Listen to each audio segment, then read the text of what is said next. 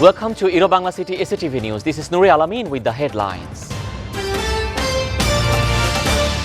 Awami League candidate Ivy has unofficially been elected mayor of Narayanganj City Corporation for the third consecutive term.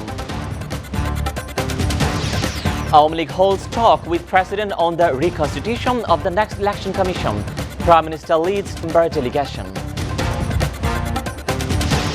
Students brought out protest against police action at Shahjalal University of Science and Technology, demand VC's resignation.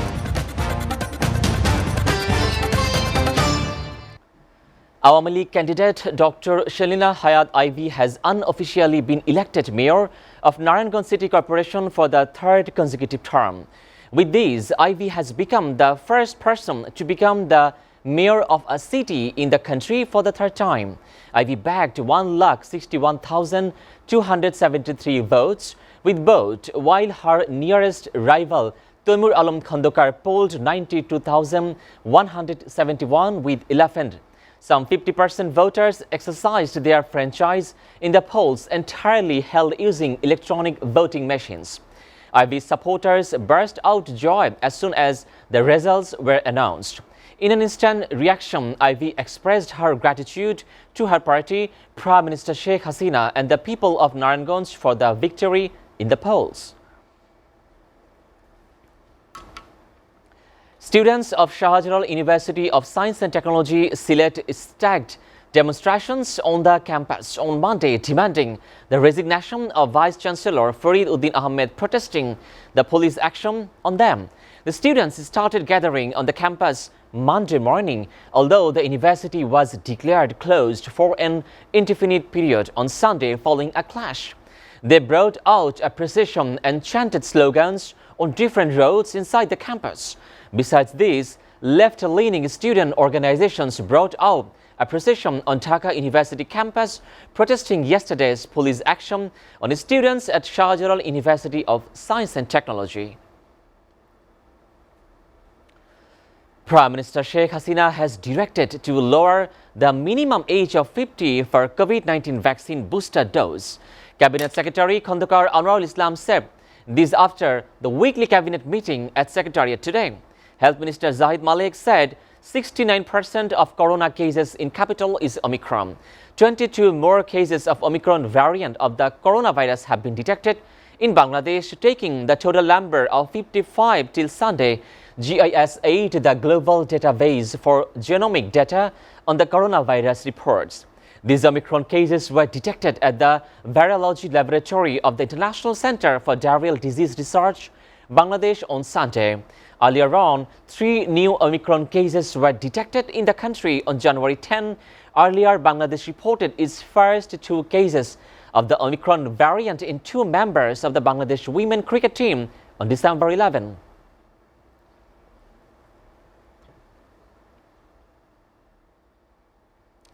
Ruling Awami League holds talk with President Mohammad Abdul Hamid on the reconstitution of the next election commission today.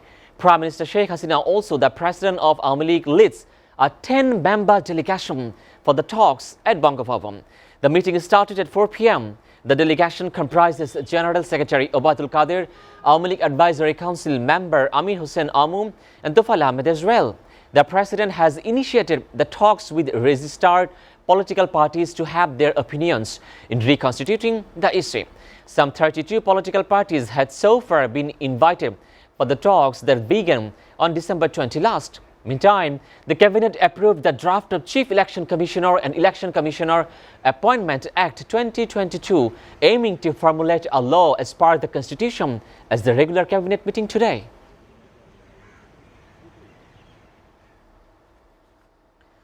Viewers, we are taking a short break. Stay with Irobangla City SCTV News.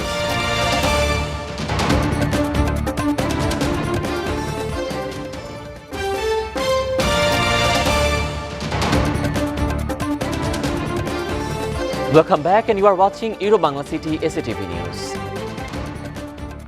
A major winter storm has brought heavy snow and ice to part of the US and Canada, putting more than 80 billion people under weather warnings. More than 145,000 people are without power in some southeastern states, and thousands of flights are cancelled. Reports said Virginia, Georgia, North and South Carolina have also declared states of emergency. The U.S. National Weather Service says more than 1 feet of snow is expected in some areas. Snow and ice could result in dangerous level power outages and the tree damage as well. Highway Patrol reported hundreds of vehicle accidents. Besides these, around 3,000 flights into and out of the U.S. were cancelled on Sunday.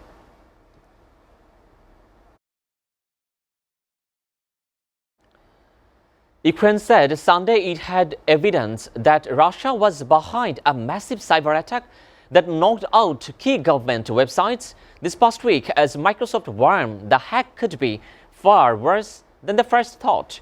Ukraine's security service said the attacks in the early hours on Friday had targeted a total number of 70 government websites.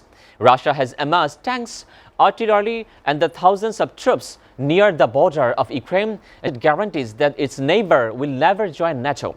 Meanwhile, NATO chief Jens Stoltenberg again called on the Russia to de-escalate, stating that they are ready to sit down and also listen to their concern. Tensions are at all-time high between Ukraine and Russia.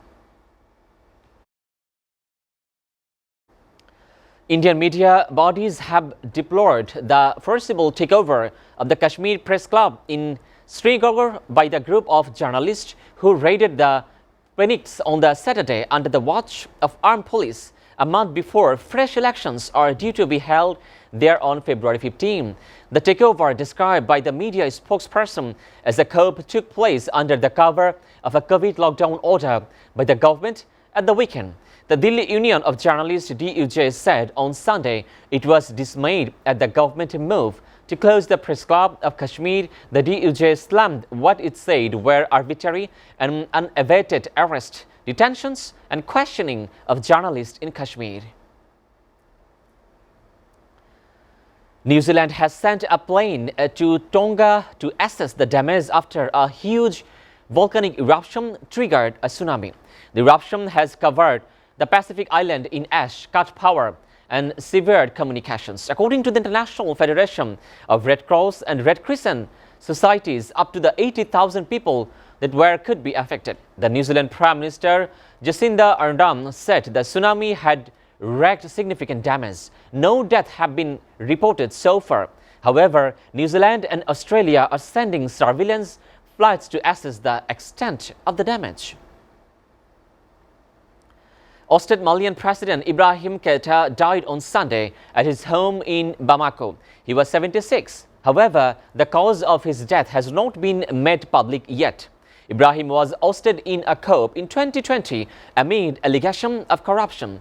Popularly known by his initials IBK, was the president from 2013 to 2020, one of the most turbulent periods in Mali's recent history. In August 2020, armed soldiers arrested and forced him to resign on television before later releasing. Keita had sought medical treatment in the United Arab Emirates for years and was hospitalized shortly after being overthrown. The legend of classical Indian dance and India's most well-known performer, Birju Maharaj, has died. He was 83. Maharaj was suffering from a kidney ailment and was undergoing dialysis and likely died of the cardiac arrest. His granddaughter, Ragini Maharaj, told the media. EPS Birju Maharaj was considered an icon of classical Indian dance Kathak and was a recipient of the Padma Vishwan, India's second highest civilian award. EPS, he was born into a family of renowned Kathak dancers and trained under his uncles and father Achan Maharaj before giving his first performance at the age of 7. EPS, known as Maharaj Ji by his many fans, Maharaj was known for his animated facial expressions and light-footed movements, accompanied by the sound of bells he wore around his ankles. He would often draw inspiration from his own life in his performance and was a skillful storyteller. EPS, he was also an acclaimed teacher of the Kathak and taught his students at some of the country's premier dance institutions. In the late 1990s, Maharaj opened his own school dance, Kalasham, in the capital, New Delhi. EPS, in a tweet, Prime Minister Narendra Modi said he was deeply saddened and that was the death was irreparable loss of the entire art world.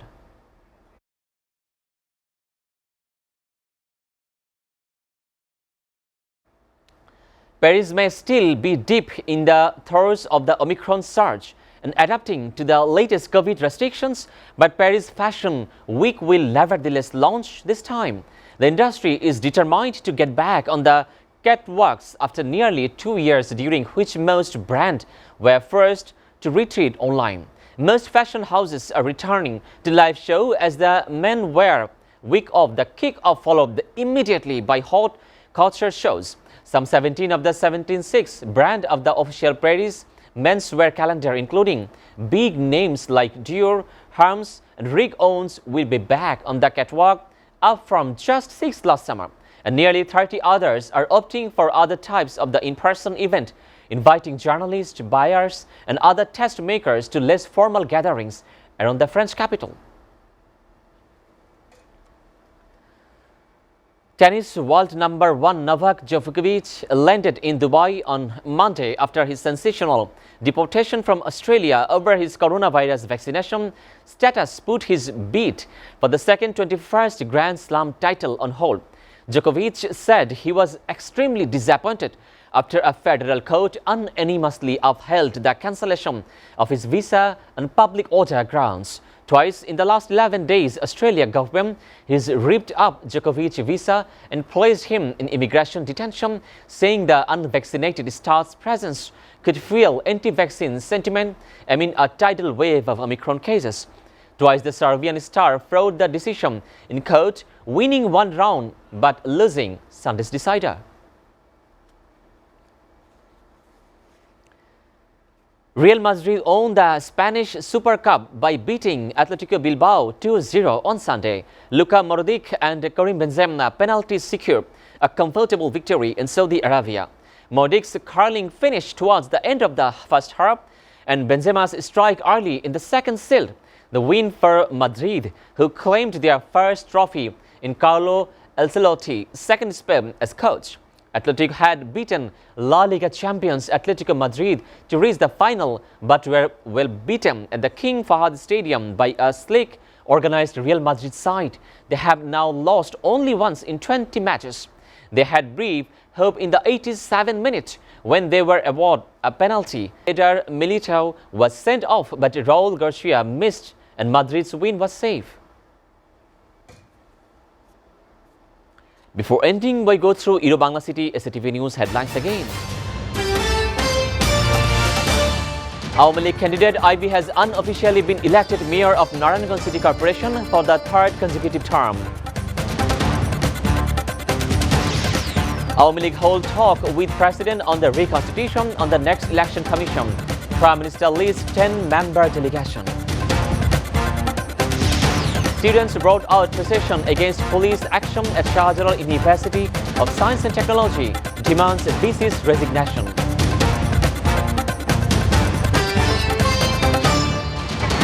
You are up to date with the Eurobangla City SCTV News, and to know the latest news, visit www.sctv.tv.